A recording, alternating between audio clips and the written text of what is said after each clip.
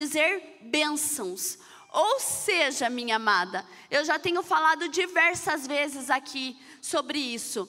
É uma terra prometida para mim, prometida para você que está aqui. Uma terra que emana leite e mel, Deus tem para você. Uma terra de provisão e uma terra de bênçãos. Não é uma terra de aflição. Sabe o que Deus me confrontou? Ele falou: Fernanda, tem muita gente que não entendeu que o deserto era o caminho, não o destino. E eu falei: oh Deus. Ele falou: deserto era apenas o caminho. A tua aflição, o teu processo era apenas um caminho para te levar para a terra prometida. Uma terra que emana leite e mel, uma terra de bênçãos. Nós somos nação escolhida, sacerdócio real. Nós precisamos entender. José passou pela aflição, passou, mas depois o que ele se tornou? Governador. Davi passou inúmeras batalhas com Saul atrás dele, inimigo atrás de inimigo, passou, mas o que ele se tornou? Rei. Ou seja, minha amada, você vai passar? Vai passar pelo fogo. Vai passar pelo deserto? Vai passar. Vai passar pelo processo? Vai, mas vai só passar, é caminho. O que Deus tem para você é algo muito maior. É um propósito, é uma promessa. Mas olha o que aconteceu com aquele povo. E acontece muito com a gente. Eu queria que você abrisse a sua Bíblia agora, em Números capítulo 13, versículo 1. Ali o Senhor já tinha libertado eles tinham visto maravilhas, Deus agia na vida deles grandiosamente, abriu o mar vermelho, fez. Quem aí já viu uma bênção do Senhor sobre a sua vida? Levanta a mão. Olha aí, então você já contemplou a bênção de Deus? E se Ele falou assim para você: ei, tem mais vitória para você, acabou esse processo. Olha o que Ele tinha falado para o povo, em Números capítulo 13, versículo 1. Agora nós vamos entender que o Senhor já deixou lançado sobre nós uma palavra: no mundo tereis aflições, mas tende bom ânimo, porque eu venci o mundo. Ou seja, Ele trouxe vitória para nós. Ele trouxe para nós uma terra que emana leite e mel, de bênçãos.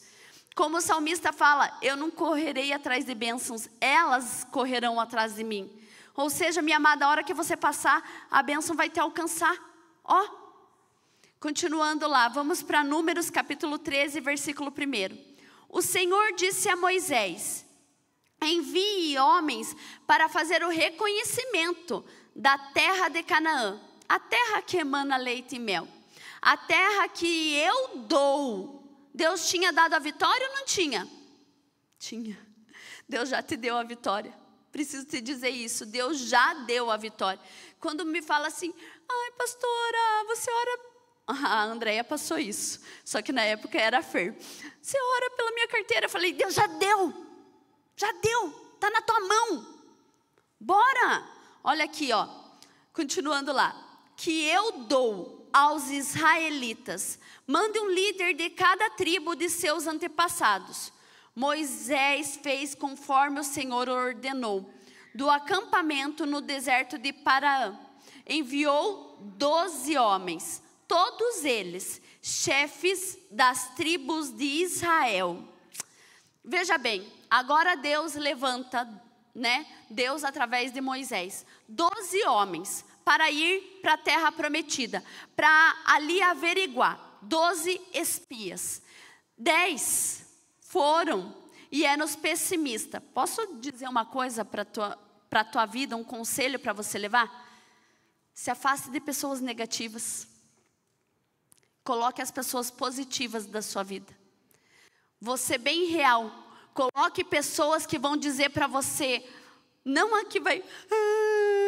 Não, a que vai olhar para você: ei, sacode a poeira, chega, vamos, próximo. Porque foram 12 levantados e 10 eram negativos. Apenas 2 eram positivos. Apenas 2. E eu fui pesquisar, que eu já falei para vocês, eu amo história. Sabe quanto tempo o povo já tinha saído do Egito quando Deus fala isso para Moisés? Em torno de 1 ano e 2 meses aproximadamente. Ou seja, Deus falou assim, era 7 dias. Era 7 dias de processo. E esse povo já está 1 ano aqui. Vou falar para eles de novo, né? Vou dar uma corda neles. Deus está falando assim para nós. Era só 7 dias de processo. Era só 7 dias para você chorar pelo leite derramado. Agora você está já 1 ano e 2 meses. O povo, Deus levantou, falou assim, Moisés, mande os espias para ver a terra prometida. 1 ano e 2 meses já havia se passado e eles estavam no deserto. Mal sabia eles que a murmuração deles, que a visão deles no problema, deixaria eles mais 39 anos de processo. Mais 39 anos de aflição. Simplesmente porque eles colocaram os olhos no lugar errado. Olha que tristeza isso. Deus parece, faz assim, é sério mesmo. Pega e tira a ramela aí do teu olho. Tira aí, sai problema. Sai, Você vai ter que colocar os seus olhos no lugar certo. Os olhos no lugar certo. Tira a trava do teu olho. Começa agora a olhar com fé. Começa a olhar positiva mesmo. Começa a avançar com os olhos. Dos 12, 10 voltaram falando assim. Vamos ver aqui, Queria que você pulasse lá. Números 13, lá para o 27 agora. Vai falar assim para nós. Este foi o relatório que deram a Moisés. Entramos na terra a qual você nos enviou. E de fato, a terra que produz leite e mel com fartura. Aqui está o tipo de fruto que nela há. Contudo, o povo que vive ali é poderoso. E suas cidades são grandes e fortificadas. Vimos até os seus descendentes de Enaquel. Os ismaelitas vivem no Neguebe. E os hititas, jebuseus, meu Deus, e amorreus vivem na região montanhosa. Os cananeus vivem perto do litoral do mar Mediterrâneo e no Vale do Jordão. Olha aí, Você precisa de um Caleb na tua vida. Você precisa de um Josué na tua vida. Olha o que Caleb faz. Caleb tentou acalmar o povo que estava diante de Moisés. Vamos partir agora mesmo. Eu já vejo Caleb, eu sou Caleb. Vamos agora, bora. Caleb está falando assim, vamos. Ei, tem vitória. Caleb está falando assim para você. Caleb está falando, olha, vamos. Caleb fala para o povo ali, continuando, né? Caleb está falando assim, vamos partir agora mesmo para tomar a terra, disse ele. Com certeza podemos conquistá-las. Mas os outros homens que tinham feito com ele o reconhecimento da terra, discordaram. Não podemos enfrentá-los. São mais fortes que nós. Deus tinha dado a vitória ou não tinha dado a vitória? Mas eles continuaram. Por isso que eu estou falando, cerque-se das pessoas certas ao seu lado. Olha aí. Então espalharam. Olha o que os outros 10 fizeram. Cuidado, gente. Olha o que os outros 10 fizeram. Então espalharam entre os israelitas um relatório negativo. Olha as pessoas negativas sobre a terra, dizendo: a terra que atravessamos ao fazer o reconhecimento devorará quem for morar ali.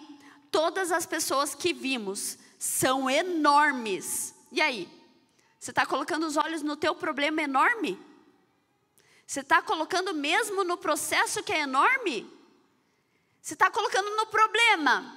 Está falando, meu Deus, toda vez que você coloca os olhos no problema, o processo não se encerra. Mas todas as vezes que você coloca os olhos na solução que é Cristo Jesus, a promessa é cumprida na tua vida. Ou seja, você vai decidir aonde os seus olhos vão mirar. Se é no alvo que é em Cristo Jesus ou se é no problema. Para ser em Cristo, mira no alto. Para ser no problema, geralmente é para baixo, né? Vimos até gigantes, os descendentes de Enaque. Perto deles, nos sentimos como gafanhotos. E também era assim que parecíamos para eles. Meu Deus, com essa palavra. Ali eles mostram 10. Saíram negativos e falando assim: ei, o problema é grande demais. Ei, vamos continuar nesse processo. Não vai dar certo. Não vai dar certo. Sabe quando você quer abrir um negócio e você conta o teu sonho para alguém e essa pessoa começa a falar: não, mas olha quantos empreendimentos já foram abertos. Você abrir loja, quanta loja tem em Castro? Só mais uma no meio da multidão. Você vender bolo salgado? Não, tem tanta gente que já faz isso. E Deus está falando: filha, não olha nisso, olha em mim. Tem vitória para você. E aquele povo fez os outros olharem. Eles começaram a espalhar. Eles começaram a trazer o lado negativo das coisas. Só que Caleb e Josué não. Caleb e Josué não tinham olhado para o tamanho das pessoas. Por que eles falam gigantes? Porque era um povo grande. Eu imagino, né? A gente olhar... Se a gente for lá na África, as mulheres são mais robustas do que nós, muitas vezes. Ou seja, era um povo grande. Era como se a gente chegasse e falasse assim: meu Deus, gigante demais para mim. Você tem noção disso? Que muitas vezes as pessoas olhavam para isso e falavam isso: robusto demais, grande demais, gigante demais. E eles se acuaram pelo tamanho das pessoas. Eles se acuaram por tudo que eles viam e achavam que era errado. Mas, gente, Deus já havia entregado para eles uma vitória na mão deles. Eles não deveriam estar olhando para o tamanho dos homens daquela terra. Eles tinham que estar olhando que a terra já era deles. Vocês têm noção disso? Mas não, eles miraram os olhos no lugar errado. Por isso que eu venho falar para você: tire os seus olhos do problema, tire os seus olhos do processo. Quem vai destravar a vitória é você, porque Deus já te entregou. Quem vai falar assim: amanhã eu vou dirigir, amanhã eu vou abrir esse negócio, amanhã a minha família vai ser restaurada, é você. Quem vai pegar a chave do carro e falar assim: não vá me bater, pelo amor de Deus, senão você vai falar que a culpa é minha. Mas quem vai dirigir é você. Quem vai falar assim: eu vou, porque Deus já te entregou. Deus quer uma terra que emana leite e mel. Uma terra de provisão e uma terra de bênção para você. Ou seja, agora quem vai fazer destravar é você. Josué e Caleb ficaram indignados. Deixa eu ver aqui, ó. Filipenses capítulo 2, o versículo 14. Eu acho interessantíssimo, porque Filipenses capítulo 2 vai falar assim para nós: façam tudo sem queixas, nem discussões. Quem aí reclamou por alguma coisa hoje, levanta a mão, seja bem sincero. Sim. E muitas vezes a murmuração está nos roubando da vitória. Porque aquele povo tinha a vitória na mão deles. Mas sabe o que eles fizeram? Eles se distraíram. Eles perderam tempo reclamando. Eles perderam tempo olhando para onde não devia e depois reclamando. Porque eles vão falar em Números 14, vai falar assim: Moisés, porque o Senhor nos tirou do Egito para agora morrer aqui. Eles só perdiam tempo murmurando. Ei, minha amada, tá, vamos ser bem sinceros. Hoje o meu cabelo não queria se ajeitar. Vou falar para vocês, passei escova que seca e alisa, e ele, terminei lá de arrumar o cabelo, e ele fez, armou. Falei, a Geise gosta dele assim, ó, Geise. Bem leoa ela. E ele armou. Falei, abençoado. Tá, se eu reclamasse dele, tá bom, Fernando, amanhã careca. Vou reclamar do meu filho que não lavou a louça. Tá, Fernanda, amanhã tira o teu filho. Vou reclamar do meu marido é uma bênção, glória a Deus. Vou reclamar do meu marido. Tá, ok, sem marido. Vou reclamar do meu emprego, porque lá eu só passo isso, aquilo, essa... Desempregada? E aí? E aí? A murmuração nos rouba de grandes vitórias. Agora, um coração grato gera milagres. É por isso que eu amo aquele louvor, gratidão. Porque é isso. Eu sei que não é fácil, irmãs. Não estou falando que eu não reclamo, não. Não sou esse alecrim dourado. Não olhem para mim e enxerguem imperfeição. Longe disso. Olha, tem dias que eu falo, meu Deus. Normal.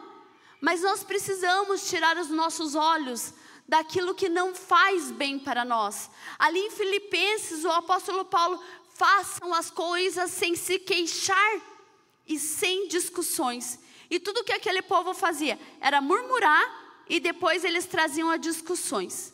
Só que Josué e Caleb ficam tão irritados, que sabe o que eles fazem como forma de indignação? Rasgam as suas roupas. Que lá no Velho Testamento era trazido isso, como forma de indignação. Não vou fazer isso porque estão me gravando. Mas às vezes, eu confesso para vocês, que chegam algumas coisas para mim, que dá vontade de fazer assim, ó. Rasguei minha roupa. De revolta. Porque Deus não quer o sofrimento para nós.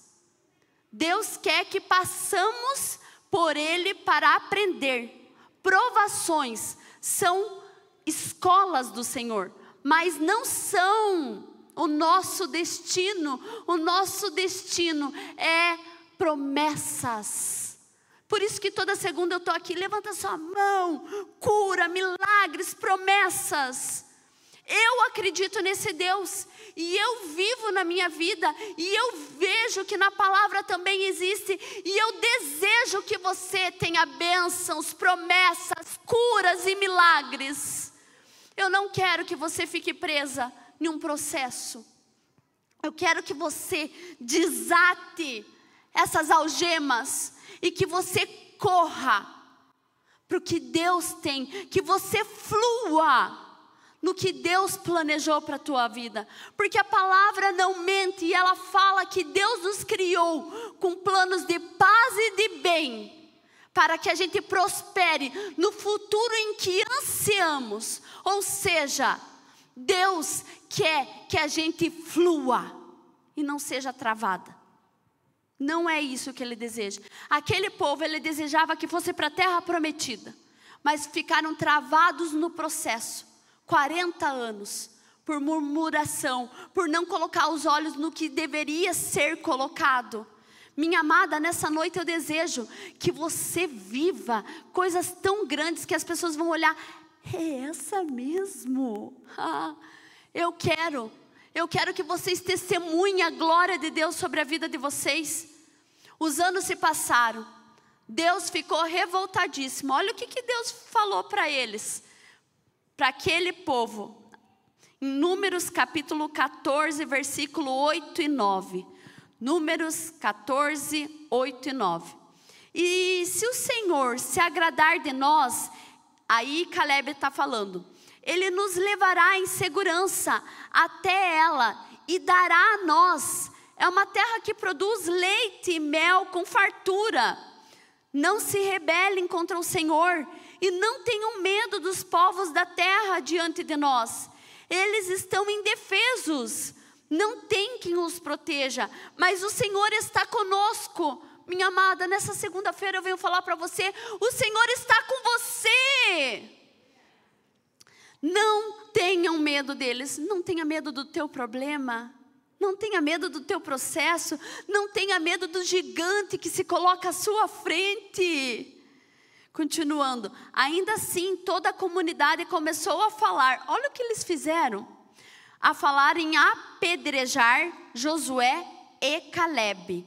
Então a presença gloriosa do Senhor apareceu na tenda do encontro a todos os israelitas. E o Senhor disse a Moisés: até quando este povo me tratará com desprezo? Quem não confia na vitória está tratando o Senhor com desprezo. Forte, muito forte. Quem não confia na bênção está tratando o Senhor com desprezo. Quem não confia que Deus tem plano de paz sobre a sua vida está tratando o Senhor com desprezo. Porque Deus não fez que você morasse na terra da aflição, mas que fosse só o caminho. Deus fez que você fosse para a terra prometida. Continuando lá. Será que nunca confiarão em mim? Chegou a hora de nós confiarmos, porque Deus já fez a nossa vitória. Mesmo depois de todos os sinais que eu realizei entre eles, eu comecei falando assim: Deus já fez uma bênção na sua vida? Você levantou a mão, né? Muitas levantaram. Deus já fez alguma coisa. Então, chegou a hora de você confiar que esse processo acabou e que a vitória está em tuas mãos. Chega de andar em círculos. Chega de ficar 40 anos no deserto. Não é isso que Deus tem para você. E Deus se revolta tanto com o povo que Ele destruiu aquele povo. E deixou apenas 2 para entrar na terra prometida. Adivinha? Como diria a avó Mercedes, né, Tuca? Duvinha só. Minha avó fala assim: duvinhe. Divinha só. Adivinha? Josué e Calebe, os que tiveram o olhar na vitória. Se você olhar hoje para a sua vitória, tem terra prometida para você. Tem terra prometida, provisão, bênçãos, fartura. É isso que Deus deseja para você. Se você olhar nessa noite e se posicionar como Josué e Calebe, que mesmo o povo falando, eles continuaram avançando. Eles continuaram avançando. Se você se posicionar como essa mulher conquistadora, tem uma terra prometida para você. Eu não sei vocês, mas eu vou viver cada plano que Deus fez para mim. Nem que me doa, porque eu imagino que Josué e Calebe tiveram que ter uma paciência desse tamanho. Ver o povo, eles sabiam que eles podiam ir na terra prometida e eles tiveram que permanecer por conta do povo. Mas Deus deixou eles desfrutarem. Tanto que Calebe, com seus 85 anos, fala assim: ainda tenho mais vigor do que naquela época. Calebe viveu a terra prometida. Você também vai viver, se você se posicionar como uma conquistadora. Quem deseja ser conquistadora? Se coloque em pé nesse momento. Vamos agora encerrar ciclos. Vamos agora orar para que quebre esse ciclo que está na tua vida. Ciclo, não sei, de relacionamentos abusivos. Ciclos de coisas que parece que você não avança. Deus não te fez para ficar parada no lugar. Muito pelo contrário, semana passada nós ouvimos essa palavra. Deus nos fez para avançar. Deus quer que você avance no plano dele. Só que para isso, você precisa, chega da murmuração, chega de olhar, deixa eu pôr os meus olhos naquilo que me traz esperança, e a minha esperança é Deus. Minha amada, feche os seus olhos